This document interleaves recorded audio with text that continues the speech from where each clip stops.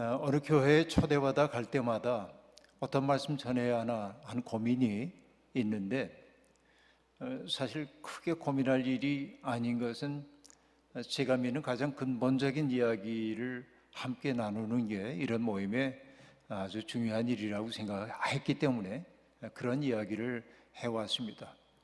저는 먼저 어디부터 이야기를 시작을 했냐면, 우리의 생명이라고 하는 게 얼마나 신비한 사건인가 하는 것이었습니다.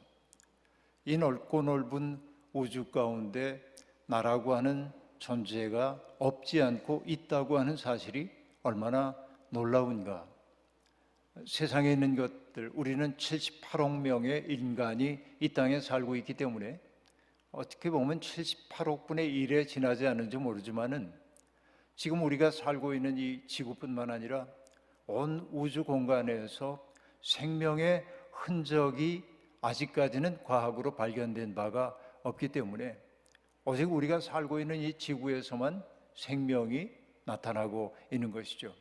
그렇게 본다고 한다면은 우리 이 지구라고 하는 것은 우주의 기적이라고 얘기할 수밖에 없을 거고, 그 지구의 기적인 지구 속에 살고 있는 우리 또한 그렇다 하는 얘기입니다.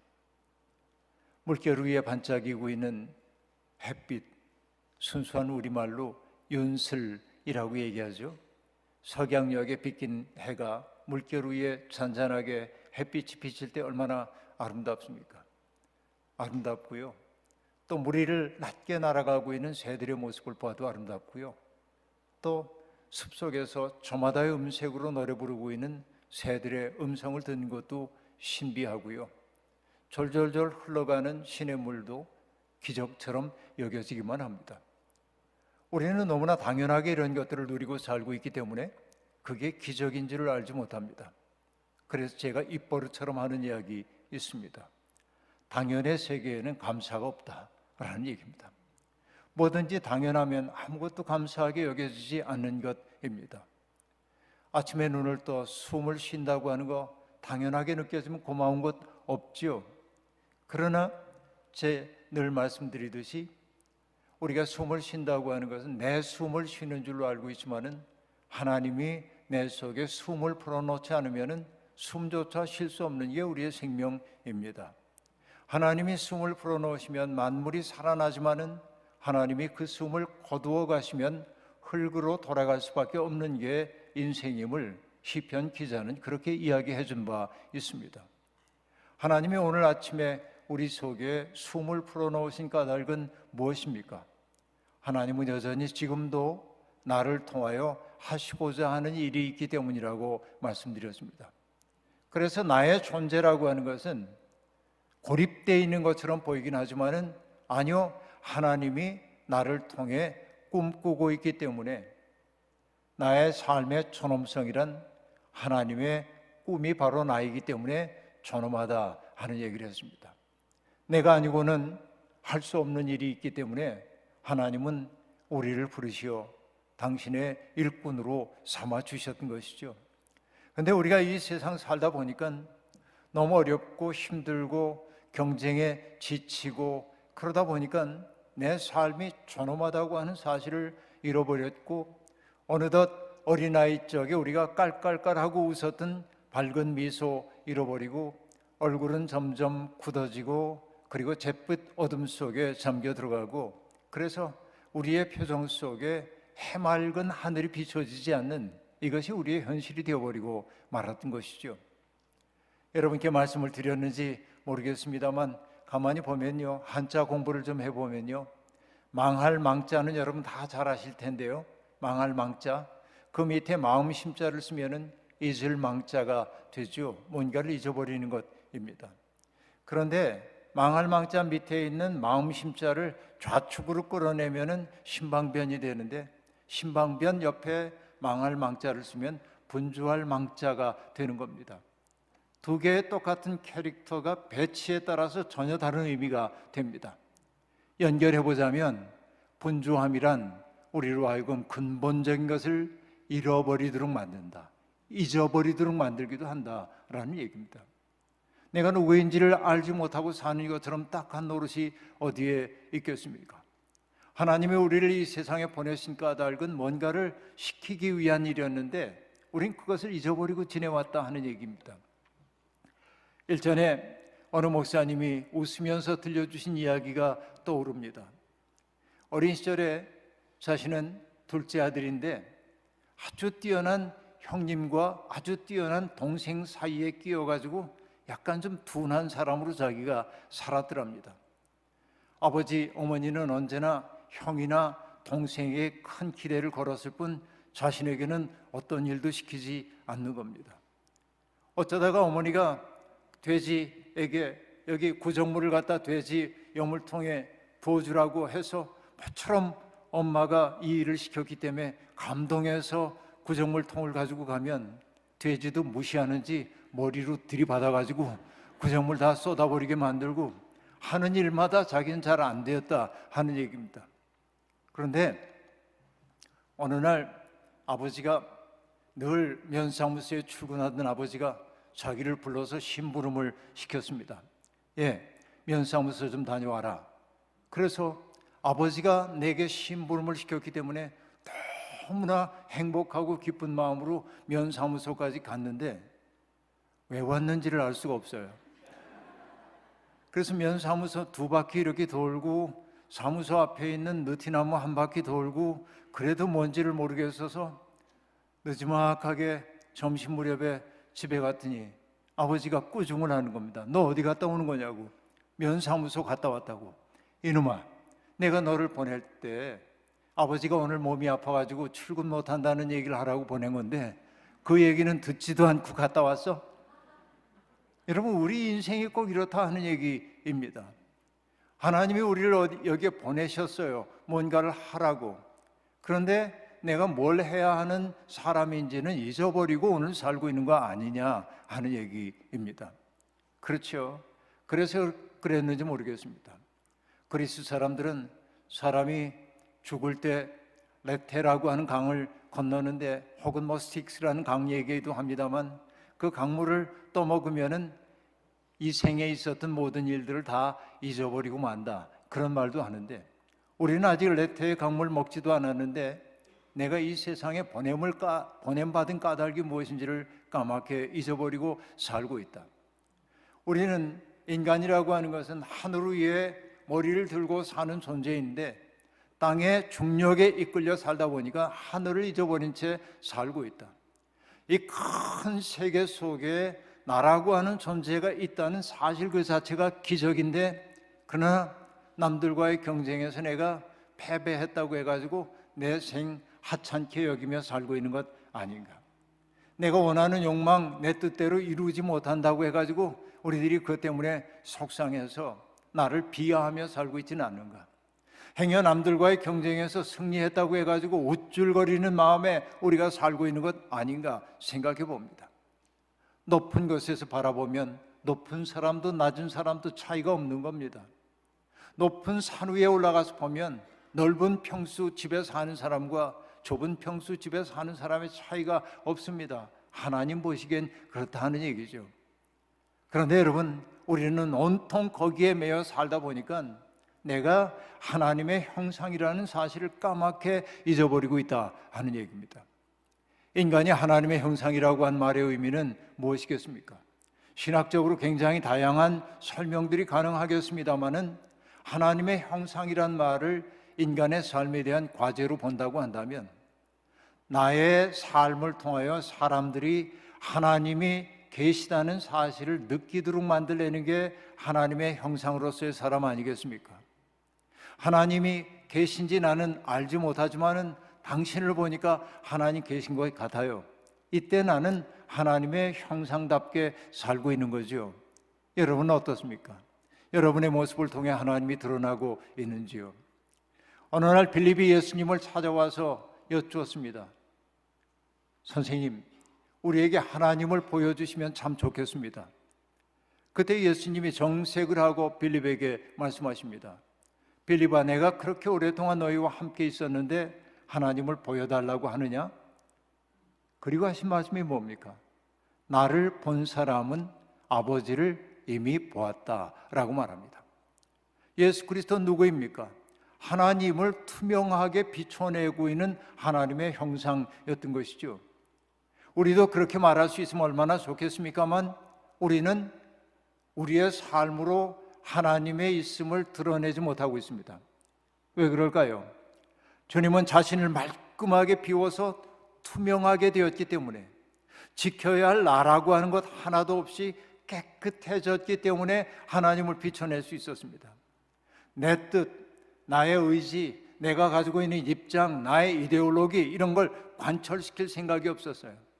오로지 예수 그리스도에게 있는 것은 무엇이었습니까? 하나님의 영광을 드러내기 위한 삶만을 살았단 말이죠. 그러니까 거기에 더러움이 낄 일이 없어요. 하나님 더러운 분 아니기 때문에, 깨끗하기 때문에. 바로 자기를 온전히 비워서 하나님을 비추어내는 존재였기 때문에 예수 그리스도는 투명한 거예요. 그런데 우리는 어떻게 됐습니까? 불투명한 존재가 되었죠.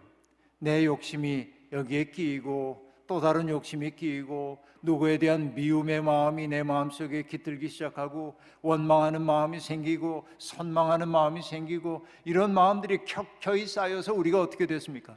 불투명한 존재가 되어버리고 말았다. 사람들이 우리를 바라보면서도 하나님이 계시다고 하는 사실을 알지 못하게 우리가 살고 있다고 한다면, 평생 교회를 다녔다고 하나 우리의 살아가는 모습을 통해서 사람들이 하나님의 존재를 느낄 수 없다면, 그리스도의 현존을 느낄 수 없다면, 그리스도의 향기를 맛볼 수 없다고 한다면 우리는 인생의 패배자 아닌가 하는 생각입니다.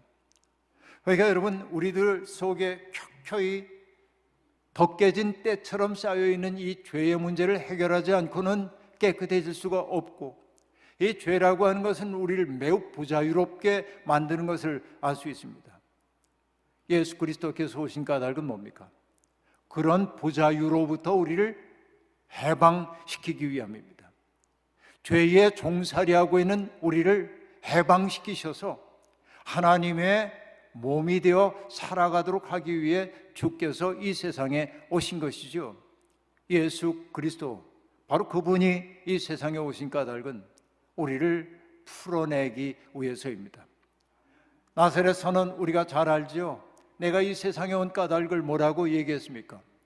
어떤 분의 표현대로 이렇게 얘기할까요?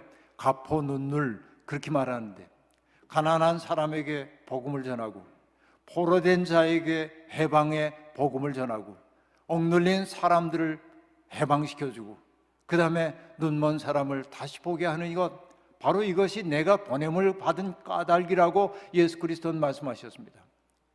약자로 얘기했는데 기억하기 좋죠. 가포눈물입니다. 그리스도는 이렇게 우리를 해방해서 온전한 인생을 살도록 하고 싶어 이 세상에 오셨던 것입니다. 그래서 엊그저께도 얘기한 대로 예수님에게는 구현해야 할 자기라고 하는 게 없었어요.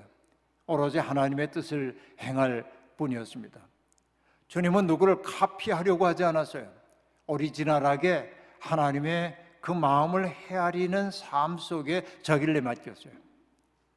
예수 그리스도는 가진 게 아무것도 없었기 때문에 사람들에게 자기를 선물로 줄 수 있었어요. 여러분, 우리가 받는 선물 가운데 가장 큰 선물은 금은 보화가 아닙니다. 누군가가 나를 전폭적으로 있는 그대로 수용해 주는 것처럼 큰 선물이 어디에 있겠습니까? 나를 신뢰하고 사랑하고 그리고 나의 허물된 그 모습까지도 그대로 안아주는 그것이 가장 큰 선물이죠. 주님은 그런 의미에서 우리에게 물질이 아니라 자신을 선물로 주셨고, 이것을 신앙 고백적으로 얘기할 때 우리가 하는 얘기가 무엇입니까?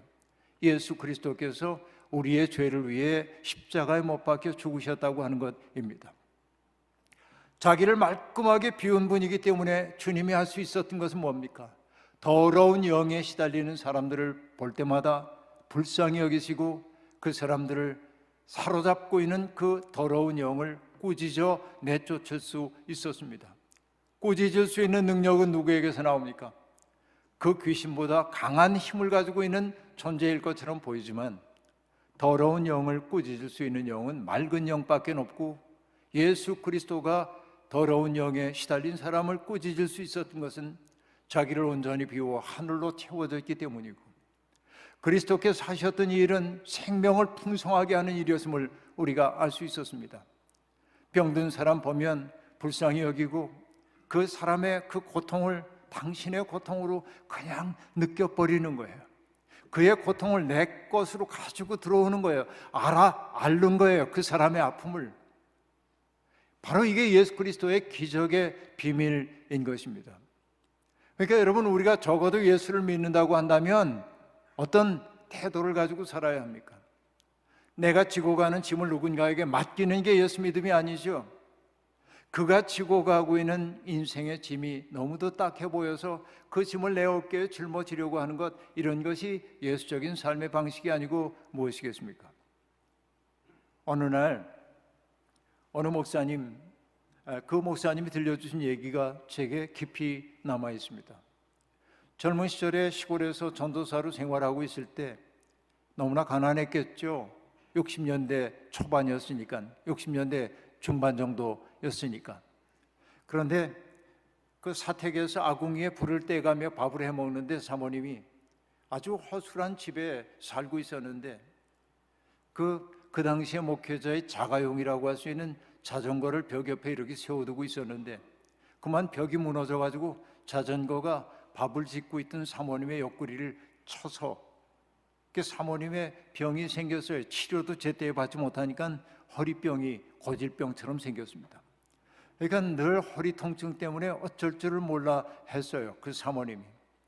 근데 어느 날 사모님이 그 양로원에 가보니까 양로원 노인들이 깔고 자는 담요와 이 덮고 자는 이불이 너무 더러운 거예요.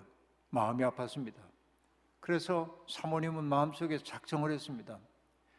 일주일에 한 번씩 와서 이 요와 이불을 빨아들여야겠다. 그 사모님의 건강 상태로서는 할 수 없는 일이었습니다. 그러나 마음 아픔이 너무 컸기 때문에 사모님은 그런 결정을 하고 매주 한 번씩 가가지고서는 이불 빨래와 요 빨래를 한 겁니다. 그 빨래를 하고 돌아오면은 허리가 끊어지는 것 같은 통증 때문에 한동안 시달려야 했습니다. 그러나 매주 그 일을 포기하지 않았습니다. 그런데 그 일을 6개월을 지속하고 나니까 놀라운 일이 벌어졌습니다. 이불 요 빨래를 해주고 돌아왔는데 허리가 안 아픈 거예요. 그 이후부터는 다시는 허리가 아파서 시달리는 일이 없었더랍니다. 신비한 사건이죠. 바로 그런 것입니다. 누군가의 아픔, 서러움, 고통스러운 거, 그거 내 것으로 가져와가지고 내가 감싸 안아 그 문제를 해결해 주려고 할 때 하나님이 역사하시더란 말이죠. 예수 그리스도가 보여주는 삶은 바로 그런 삶이란 말이죠. 그러니까 여러분, 예수님이 머무는 곳마다 생명의 기적이 나타났고 사람들이 축제가 벌어집니다. 생명이 깨어나는 것처럼 좋은 일이 어디에 있습니까? 그러니까 예수님의 제자들은 금방 하나님 나라가 다가올 것처럼 느꼈어요.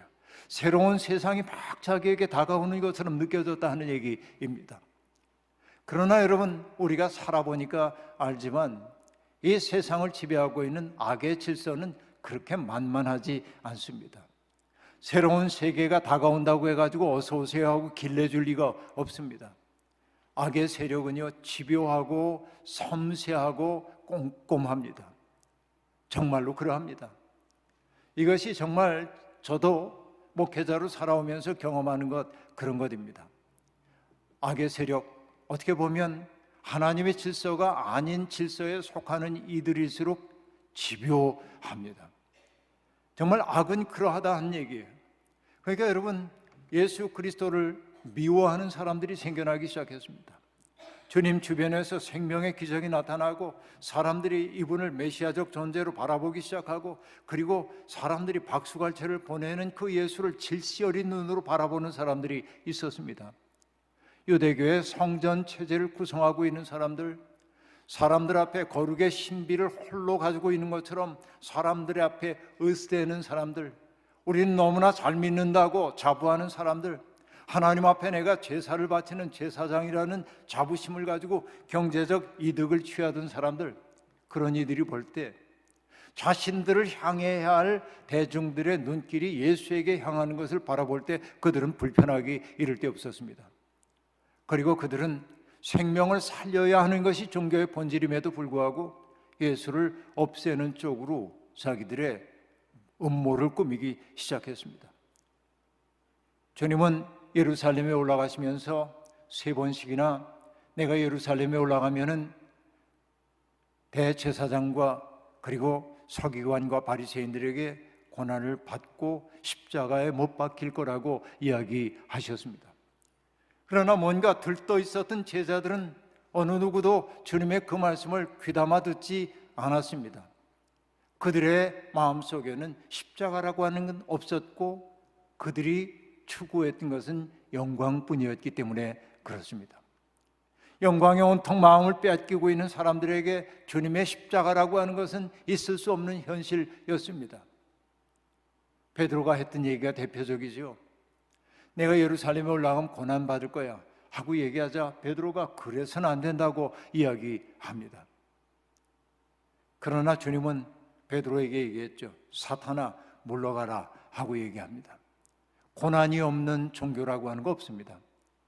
역사의 새로움이라고 하는 것은 언제나 큰 희생을 통해서 유입되고 나는 것이 우리의 역사의 경험이다 하는 얘기입니다.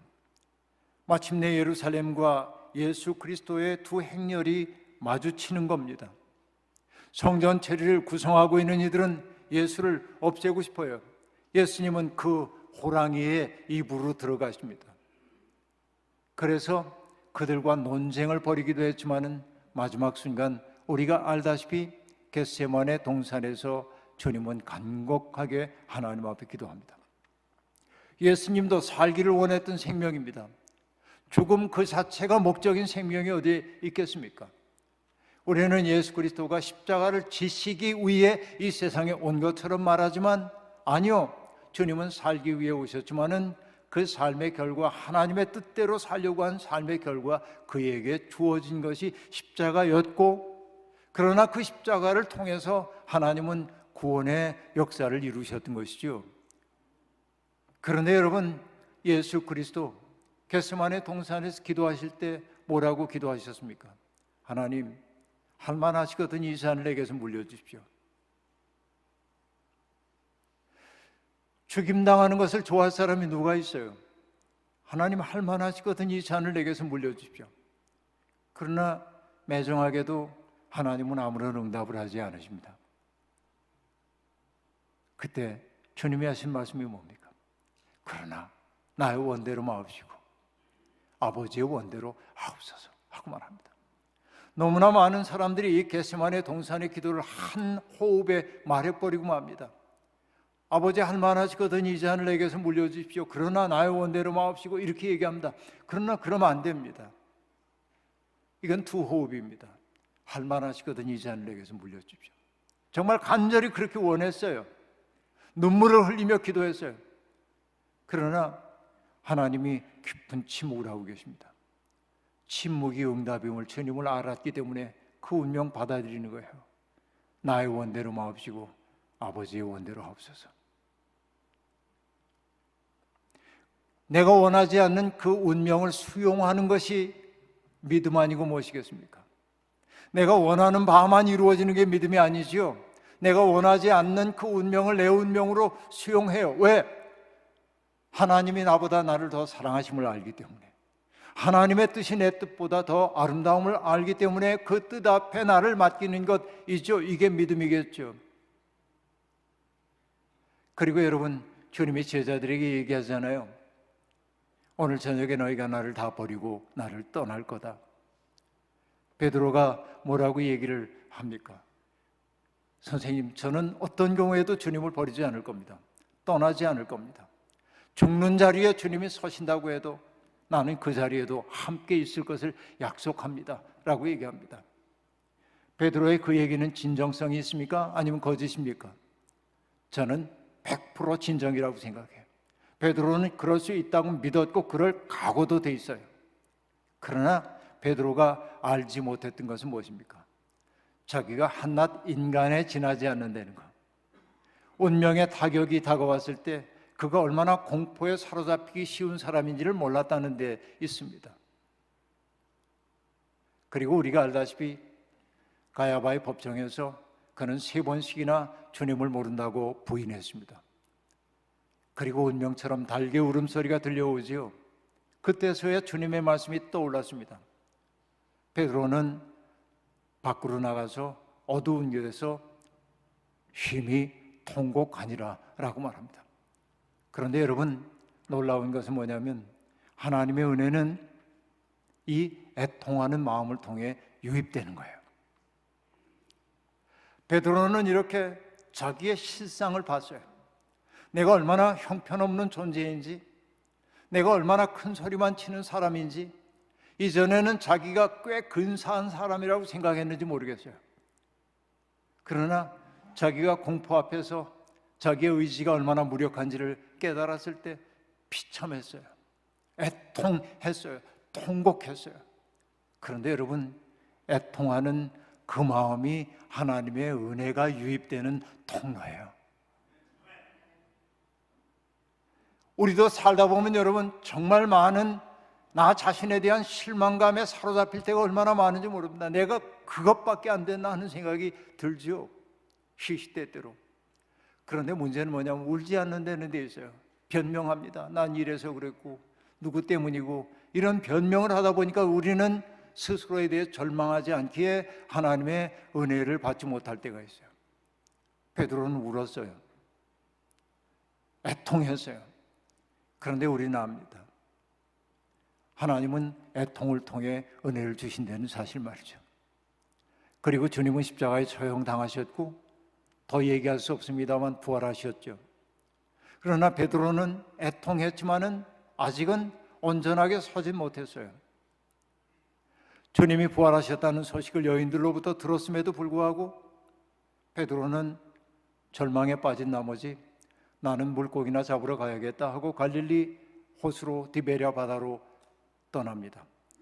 다른 친구들도 나도 같이 가자고 하고 떠나갔습니다. 그리고 여러분 아시다시피 배를 띄우고 디베랴 바다에서 그물을 던졌지만은 마치 그 그물이 자기들의 허망한 마음 속에 던진 것인 양 아무것도 잡혀 올라오지 않는 거예요.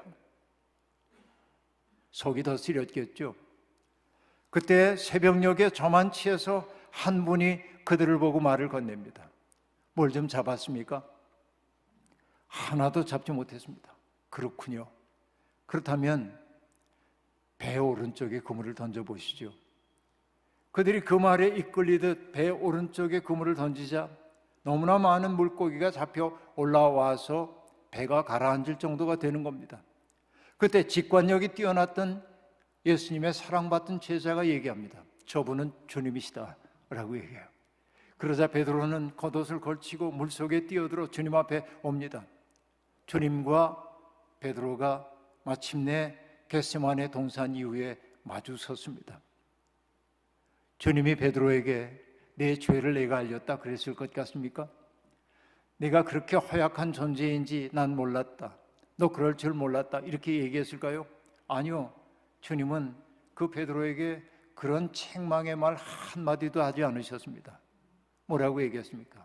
와서 조반을 먹어라 하고 얘기합니다. 저는 여기에 감동합니다. 왜냐하면 우리가 여러분 함께 사는 사람들을 가족이라고 얘기하는데 한자로 보면 가족이라고 하는 것은 제사 공동체입니다. 같은 조상을 가지고 있고 같은 조상에게 옛날 유교식으로 얘기하면 제사 지내는 공동체가 가족입니다. 그러나 가족이란 말보다 훨씬 친밀한 게 뭐냐면 식구입니다. 나의 가족도 식구이지만은 내 집에 기숙하고 있는 식객도 식구이고 가축도 식구이죠. 이게 옛날 식구이죠.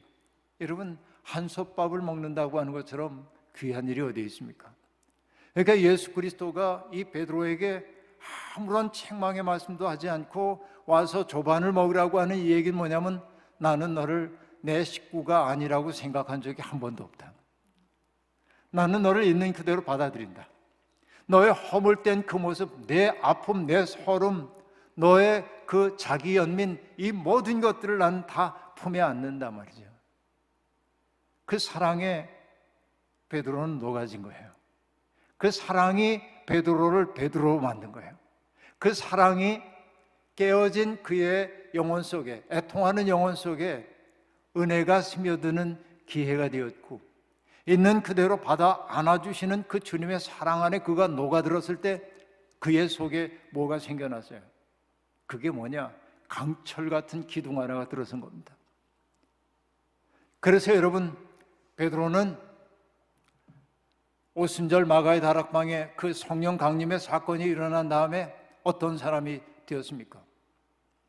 유대인들이 없애버리려고 했던 그 이름을 전하는 사람이 되죠. 오순절 설교를 보면 당신들은 이방인들의 손을 빌려서 그를 죽였지만은 그는 죽음의 세계에 있을 수가 없었으므로 하나님이 그를 살리셨다고 얘기를 합니다. 그 이름을 얘기하기 시작해요. 예수의 이름을. 그렇죠? 그리고 여러분, 성전 미문 앞에 앉아 있었던 걷지 못하는 안전뱅이를 보고 뭐라고 얘기합니까? 금과 은은 내게 없지만은 내게 있는 것으로 그대에게 줍니다. 일어나 걸으시오 하고 말하죠. 그 이름으로, 나사렛 예수의 이름으로 일어나 걸으라 할 때 그가 일어섰습니다. 그리고 뭐라고 얘기합니까? 천하 인간에게 주신 이름 가운데 구원을 얻을 수 있는 다른 이름이 없다는 거예요. 예수의 이름만이 구원을 얻도록 한다는 거예요. 베드로는 당당하게 고백했습니다. 그 이름을 없애려고 했던 사람들은 당혹감을 느낍니다. 그래서 베드로와 사도들을 붙잡아다가 사내들인 공의회라고 하는 공의회에서 그들을 신문하면서 위협합니다. 다시는 그 이름으로 말하지 말라는 겁니다. 예수의 이름 불길에 말하지 말라는 거예요. 위협하면 고분고분 들을 거라고 생각했습니다. 그들이 몰랐던 게 무엇입니까? 제자들의 마음속에 기둥이 들어섰다는 걸 몰랐던 거예요.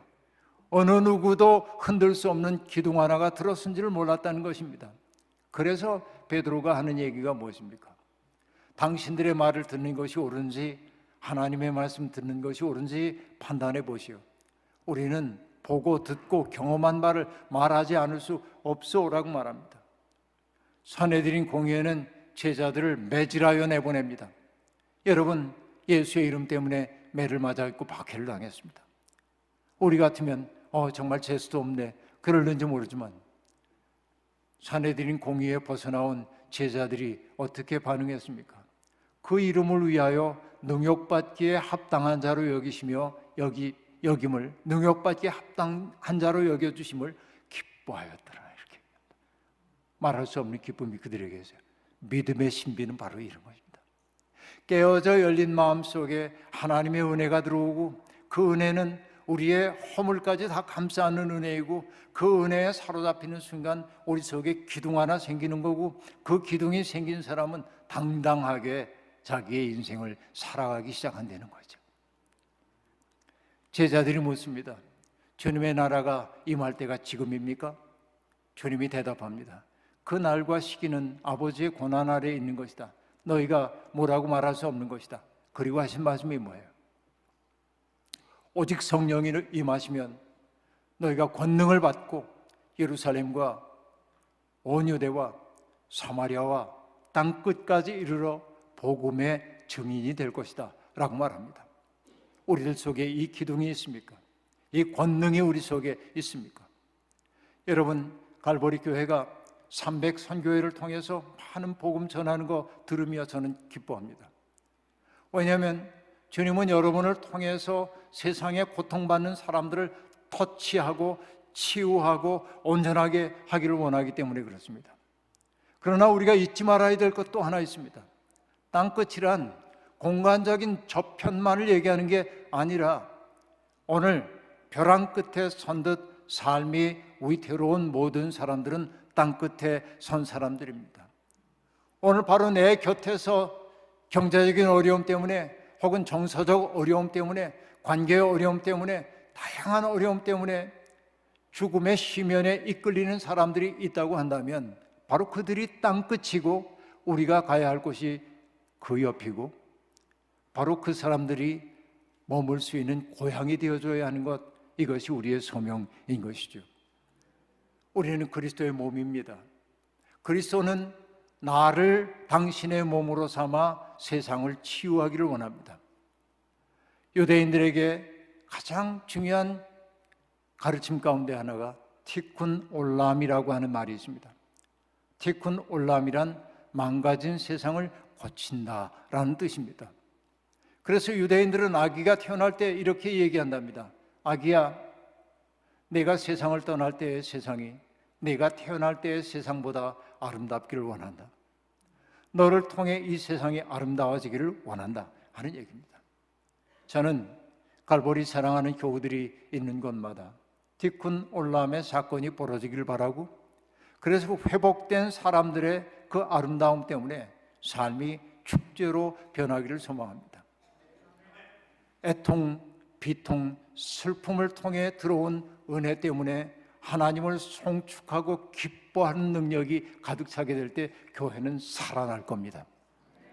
저는 이 교회가 애통할 줄도 알아야 하고 주님을 찬미할 줄도 아는 교회가 되어서 여러분을 통해 주님의 꿈이 온 만방에 펼쳐지기를 주의 이름으로 축원합니다.